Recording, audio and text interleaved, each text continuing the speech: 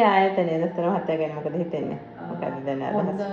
හොඳට කරුණාවන්තයි හොඳට අහලා බලලා හොයලා බෙහෙත් ටික දෙනවා. දැන් මෙයාගේ තෙලෙන පාර හැම පාරකම හොඳට බෙහෙත් චෙක් කරලා තමයි බෙහෙත් දෙන්නේ. වෙලාවට බයිනවා බෙහෙත්. ඉස්සරහට කසන්නෙත් නෑ. ගෙඩි දාන්නෙත් නෑ. දැන් අඩුයි. දැන් ගොඩක් අඩුයි. සතුටුයිද? අවුරුද්දක් විතර විඳවලා තිබුණේ. ගොඩක්. සෑහෙනම බෙහෙත් කරා ගොඩක් සෑහෙන වේදමක් ගියා. ඒකක බලන්න දැන් හොඳට හොඳයි.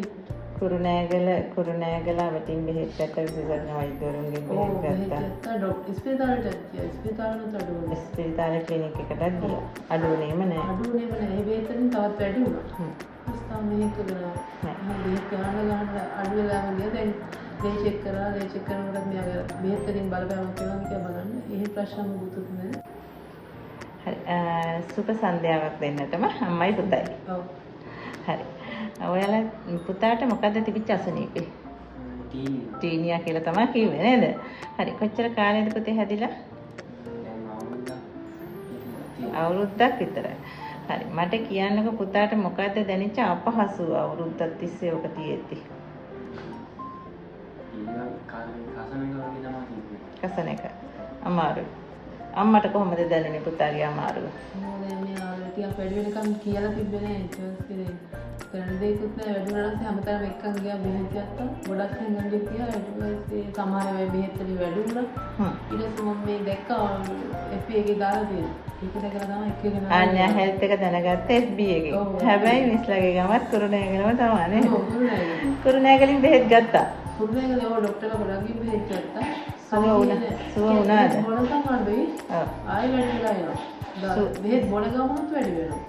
බෙහෙත් බොද්දිත් ආපහු වැඩි වෙන අවස්ථා තිබුණා. ඊට පස්සේ තමයි මේ දැකලා මම එක්කගෙන ආවේ. දැන් නම් දෙයින් හොඳට මෙහෙට ඇවිල්ලා කොච්චර කාලද? දැන් මේ අපි තුන්වෙනි පාර බෙහෙත් ගන්න. මේ තුන්වෙනි පාර. දැන් මොකද්ද දැනෙන පහසුව? දැන් ගොඩක් අඩුයි. ඔව් පුතා කියන්නකෝ බලන්න දැන් ඉස්කෝලේ ගියාම ජනිත අපහසුයි දැන් ඉස්කෝලේ යනවා නේද? ඔව්. කොහොමද ඉස්කෝලේ ගියාම අමාරුව එහෙම? දැන් ඉස්සරහට කසන්නෙත් නෑ. ගෙඩි දාන්නෙත් නෑ. දැන් අඩුයි. දැන් ගොඩක් අඩුයි. සතුටුයිද?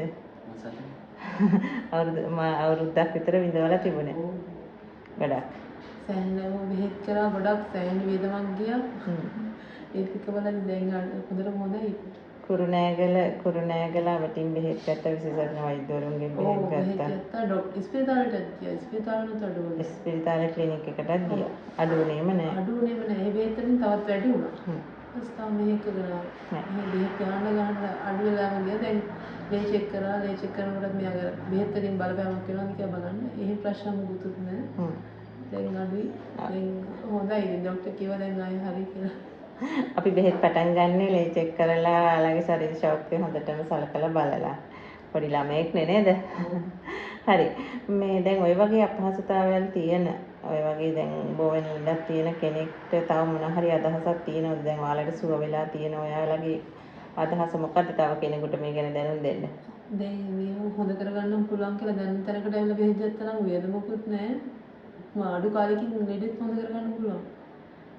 ඒ කියන්නේ අර බෙහෙත් ડોක්ටර්ගෙන් ගන්න කියලා තමයි.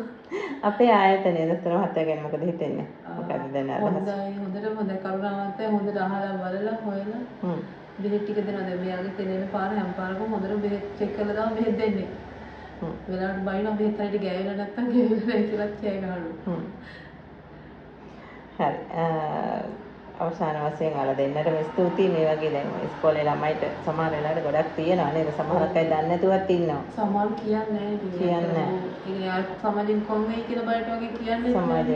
දැන් මෙයාට මුලින් කිව්වේ අර යට මේ කියන්නේ යට හරි වල දිනකොට ඉතින් යාලා කියන්නේ පෙන්වන්න තියෙන මේ බලට. ඒ වගේ තව කී දෙනෙක් වගේ හංගගෙන ඉන්න. ඔව් එයාලට කියන්නේ අපේ ආයතනයට ඇවිල්ලා බෙහෙත් ගන්න. හරි විශ්වාසයෙන් කියන්නේ යාලට සුව වෙලා තියෙනවා. ඔයාලා පුතාට සුව වෙලා තියෙනවා. සතුටුයිද දැන්? හරි. ගොඩක් ස්තුතියි එහෙනම් අලා අදහස් දුන්නට.